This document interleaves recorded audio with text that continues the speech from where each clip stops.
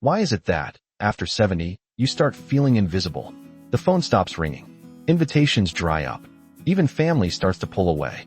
You tell yourself they're just busy, but deep down, you feel it. Something has changed. You're not imagining it. And if you've ever felt this quiet isolation creeping in, this video is for you. Before we go deeper, I want to ask you something personal. Have you ever noticed people drifting away in your life? Share your experience in the comments. Someone out there is going through the same thing and needs to hear they're not alone. And while you're here, hit the subscribe button. Because this channel is here to speak to you. The wisdom you've lived, the life you still have ahead, and the truth no one else is saying out loud. In this video, we're going to unpack the real reasons why people start avoiding you after 70. And more importantly, what you can do, starting today, to turn it around before it's too late. This isn't about blaming others or making you feel at fault. It's about reclaiming the respect, the presence, and the connection that you still deserve. So take a breath. Get comfortable. You may feel alone now, but you won't be by the end of this video. Number 1. You've become too negative without realizing it. Let's start with a hard truth, one most people won't say to your face. As we age, it becomes easy, almost automatic, to focus on what's wrong.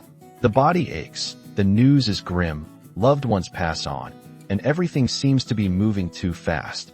Before we know it, negativity becomes the language we speak every day. You might not even notice it. You think you're just being realistic or honest. But to others, especially the younger generations, it can feel draining. If every conversation turns into a list of complaints or disappointments, people start to pull away, not because they don't love you, but because they don't know how to carry your heaviness on top of their own. Ask yourself this. In your last few conversations, did you share a joy or just a grievance? Did you ask someone how they were feeling or just talk about your own struggles? These small patterns build up over time, and they change how others perceive being around you. Now let's be clear, your feelings are valid. Your pain, your fears, your frustrations, they are real and deserve space. But if you want to keep people close, you have to balance that truth with hope. Find moments to talk about gratitude. Ask others about their lives. Share stories of strength instead of only suffering. It's not about pretending everything's fine. It's about choosing to be someone who uplifts, not only unloads. Here's something you can try today. Write down 3 things you're grateful for every morning. Keep it simple.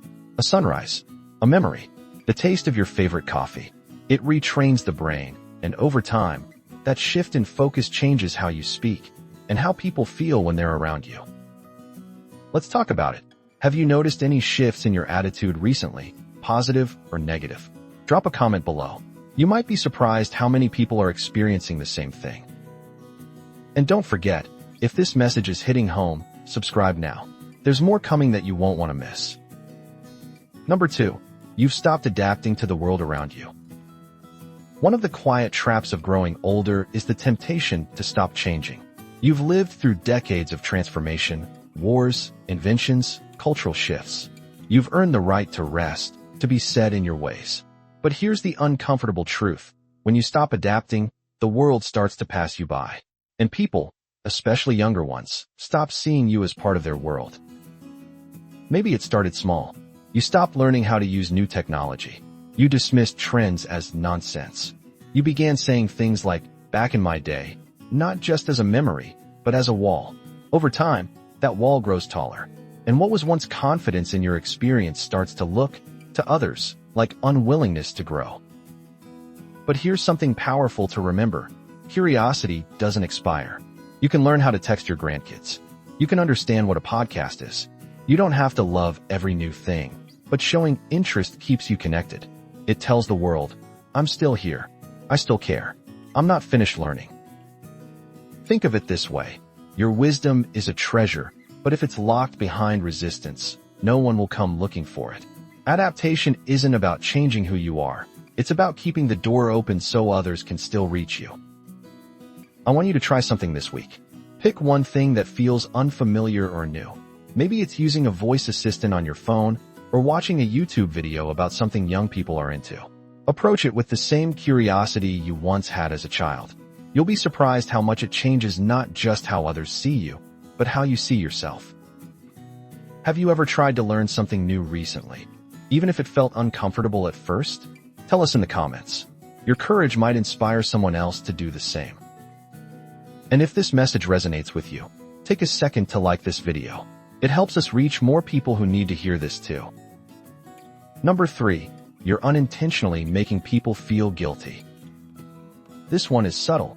It's not something you do on purpose, but it can quietly push people away more than you realize. As you get older, especially after 70, your needs change, and often, your circle gets smaller. You might find yourself waiting for that phone call, hoping for that visit, wondering why your children or grandchildren don't come around like they used to. And when they do show up, you might say things like, "Well, it's about time," or "You never visit anymore," without realizing the effect. Here's the hard truth. Guilt is not a glue. It doesn't bring people closer. In fact, it often does the opposite. When someone leaves a conversation feeling ashamed or like they failed you, they may hesitate to return. Not because they don't care, but because they feel like they can never do enough. That burden can feel too heavy. This doesn't mean you have to hide your feelings, but the way you express them matters. Instead of saying, "You never call," try, "It meant a lot to hear from you today." Instead of, "I guess you're too busy for me," say, "I know life gets hectic. I'm always happy when we get time to connect." Kindness opens the door. Guilt closes it. Also, ask yourself this. Are you giving your loved ones a reason to want to come back, or just a reminder of what they're not doing? Relationships, no matter the age, thrive on mutual joy, not obligation. If you've caught yourself doing this, even just once, that's okay. Recognizing it is the first step. You can shift. You can rebuild connection through warmth, through grace, through appreciation for even the smallest moments of contact. Have you ever been on the other side of this, where guilt made you want to avoid someone? Or have you unintentionally made someone feel guilty yourself? Let's talk about it in the comments. Sharing your story helps others reflect on their own patterns. And don't forget, hit that subscribe button if you haven't yet. These conversations matter, and we're just getting started. Number 4. You're holding on to the past too tightly. Memory is a gift, but when you grip it too tightly, it can become a chain. Many older adults fall into this without realizing it. We begin to idealize the past. We talk about the good old days so often that it becomes hard for those around us to live up to them. And slowly, people start to feel like they don't belong in your world unless they're part of your memories. You might find yourself repeating the same stories, talking about how things were better back then, or expressing frustration at how much the world has changed. But here's what that can sound like to younger ears. Things were better without you. Your world is worse than mine was. You're not doing it right. It's not what you mean to say, but that's how it can feel. The truth is, clinging to the past too tightly sends a quiet message that the present isn't worth your time. That today, and the people in it, don't measure up.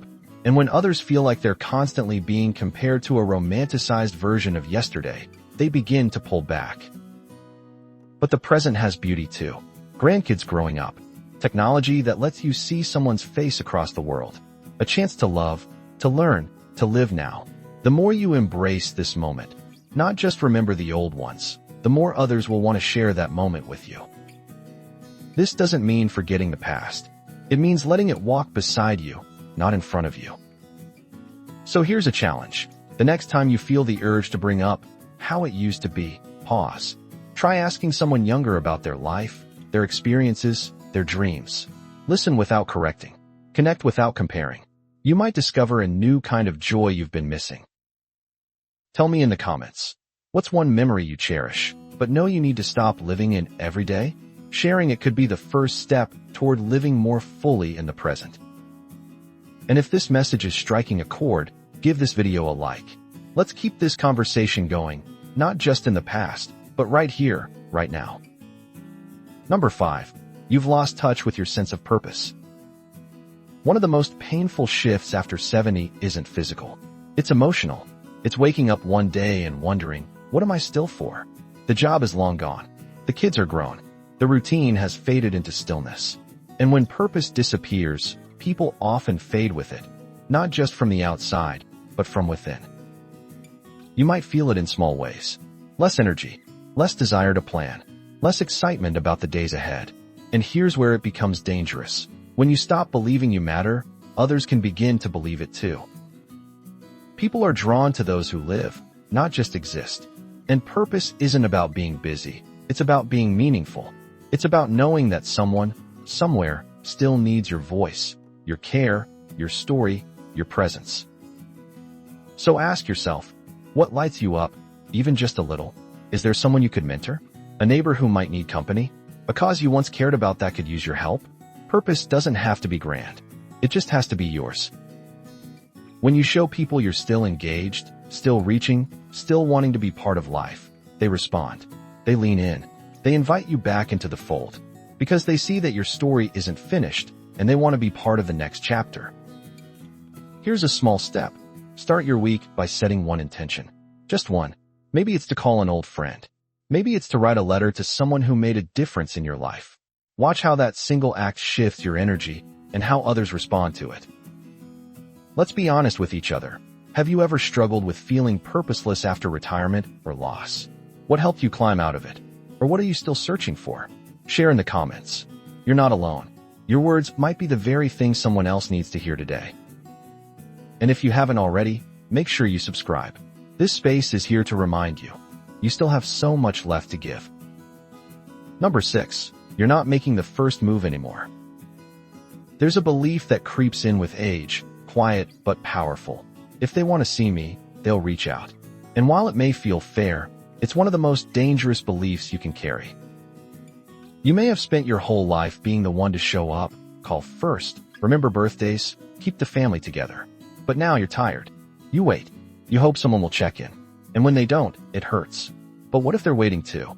What if the silence isn't rejection, but hesitation?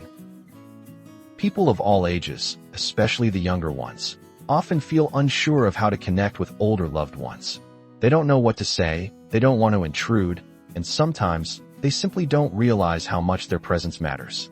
But if you stop reaching out altogether, you unknowingly widen the gap. Taking the first step doesn't make you needy. It makes you brave. It says, I care enough to try. And more often than not, it opens the door to conversations, reunions, and moments that would have never happened otherwise. It can be as small as sending a short message, thinking of you today, or calling just to say you miss someone's voice, or writing a note to someone younger saying, I'm proud of who you're becoming. These little gestures, when made first, have a ripple effect that goes far beyond what you can imagine. So here's your task. Pick one person you haven't spoken to in a while. Don't wait another week. Reach out today. No expectations, just connection. Because the more you reach, the more you'll realize people haven't stopped caring. They've just forgotten how to show it.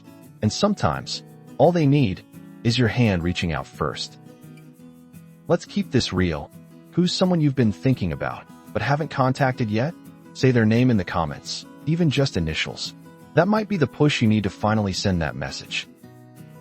And hey, tap the like button if you believe it's never too late to reconnect. Because it isn't. And your next moment of closeness might just be a phone call away. Number 7. You may be surrounding yourself with people who are also disconnected.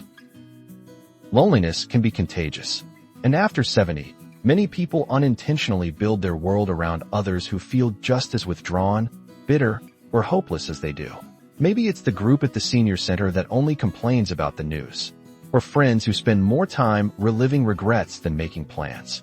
Without realizing it, you might be reinforcing your own disconnection by staying in circles that no longer lift you up. We all need community, but the kind of community matters. Being around others who are just as stuck can make you feel safe at first, but over time, it reinforces the belief that this is just how life is now. That joy, growth, and connection are things of the past. And that belief, it becomes a cage. It's hard to admit when the people we spend time with might be holding us back, but it's not about cutting anyone off. It's about adding new voices, fresh energy, people who still laugh, people who dream, people who might be younger or just more alive. That kind of company doesn't just keep you going. It reminds you who you are. This doesn't mean abandoning old friends. It means opening space for new relationships that reflect the version of yourself you still want to be. Volunteer groups, book clubs, intergenerational programs, online communities. These aren't just ways to pass time. They're lifelines back to a fuller version of yourself. Here's something bold you can try. Once this week, go somewhere new, even virtually. Sit in on a class, join a discussion group, reach out in a forum, be around different energy, and see what it sparks inside of you. You're not too old to expand your circle. In fact, this might be the most important time to do it. Now let's be honest. Do you feel like the people around you are helping you grow or holding you in place? Comment below. Your story could help someone else reevaluate their own circle, too. And please, if you're still here, if this video is speaking to something deep inside you, subscribe. This community is growing, and we need you in it. Number 8. You've let your health take over your identity. It happens slowly, and it happens quietly. A few doctor visits turn into regular appointments. Medication bottles begin to fill the bathroom cabinet. The conversations shift from memories and ideas to symptoms and test results. And before long, your identity becomes wrapped in your health. This isn't your fault. When the body starts to decline, it's natural to pay more attention to it. But here's the danger. When you start leading with your health, others begin to see you only through that lens. Not as the parent who taught them strength, not as the friend who once traveled the world, but as the one who's not doing so well. And slowly, they stop reaching out, not because they don't care, but because they're not sure who you are anymore beyond the pain and pills. You are so much more than your health. Yes, you may be managing conditions. Yes, some days are harder than others. But your heart, your mind, your presence, those are still here. And they're still powerful. When you allow your identity to expand beyond illness, others see that, and they're drawn to the light that's still inside you. Start small. The next time someone asks how you're doing, try answering with something other than a medical update. Share something you read, a funny thought you had, a new idea. Refuse to let every interaction become a health report. You deserve more than that, and so do the people who care about you. Let me ask you this. Have you noticed how often your health comes up in conversation? Has it started to feel like your entire identity? If so, drop a comment. Not to complain, but to reclaim. Because talking about this, honestly, is the first step to pulling yourself back into the whole person you still are. If this message resonates with you, take a moment to like this video. We're creating a space where you are seen for more than just your age or your ailments. You are still you, and that matters. Number 9. You've forgotten how to be interesting to others, but you can get it back. This may be the most difficult truth to face. Somewhere along the way, you stopped being someone others are drawn to. Not because you lost your worth, but because you stopped sharing it. You stopped being curious. Stopped telling stories that spark imagination. Stopped bringing energy into the room. It's not your fault. Life has worn you down. You've been through loss, disappointment, maybe even betrayal. And when you feel invisible long enough, you begin to dim your own light. But here's what you need to hear today. You are not boring. You are not done. You've just forgotten how captivating you already are. Think about it. What made you come alive when you were younger? What could you talk about for hours? What stories have you never told your grandchildren because you assumed they wouldn't care? People avoid those who make them feel heavy, but they flock to those who inspire wonder, who ask questions, who show they're still engaged with life. Here's the great news. You can reignite that spark. Read something new. Take up an old hobby. Watch a documentary. Learn a random fact and share it with someone. The more you nourish your own mind, the more interesting you become to others. Not because you're trying to impress them, but because you have something to share again. Even more powerful? Ask questions. Be curious about other people's lives. Everyone wants to feel seen. And if you become the person who helps others feel interesting, they'll always want you around. Here's a challenge. The next time you're with someone, anyone, share something they don't know about you. A real story. Something wild. Something beautiful. And then ask them a question they've never been asked. You'll be shocked at how connection begins to rebuild from that moment forward. Let's talk. What's something interesting about you that most people don't know? Leave it in the comments. Surprise us. Remind us. And maybe remind yourself, too. And don't forget, subscribe. Because this isn't just a video. It's a community of people refusing to fade away. And we need your stories, your questions, your spark, now more than ever. So here we are. You started this video with a question in your heart. Why are people starting to avoid me after 70? And now, you know, it's not because you're unloved. It's not because you're unworthy. It's because life, slowly and silently, can build walls around us without warning. But here's the truth that matters most. You still have the power to tear those walls down. Yes, you might have slipped into negativity without realizing. Yes, you may have stopped reaching, stopped adapting, stopped being curious. But none of these things are permanent. None of them define you. They are habits, and habits can change, even now. Especially now. People want to be close to you. They just need a way back in. Give them that path. Show them there's still warmth behind your eyes, wisdom in your words, and light in your presence. Be the person you miss in others. Because when you change your energy, you change the response. When you open up again, they will too. But don't wait. This is the moment. Not next year. Not when you feel better. Start today. Start small. Start with one call, one laugh, one question. That's how the loneliness lifts. That's how your life, your real life, comes back into focus. Now, I want to hear from you. What's one thing from this video you're going to take seriously? One truth that hit home? Leave a comment, because sharing it makes it real, and someone else might need the courage that your words bring. If you haven't yet, hit subscribe. This isn't the end of the conversation. It's the beginning of something better. You're not invisible here. You're valued. And we're not letting you go quiet into the background. Not today. Not ever.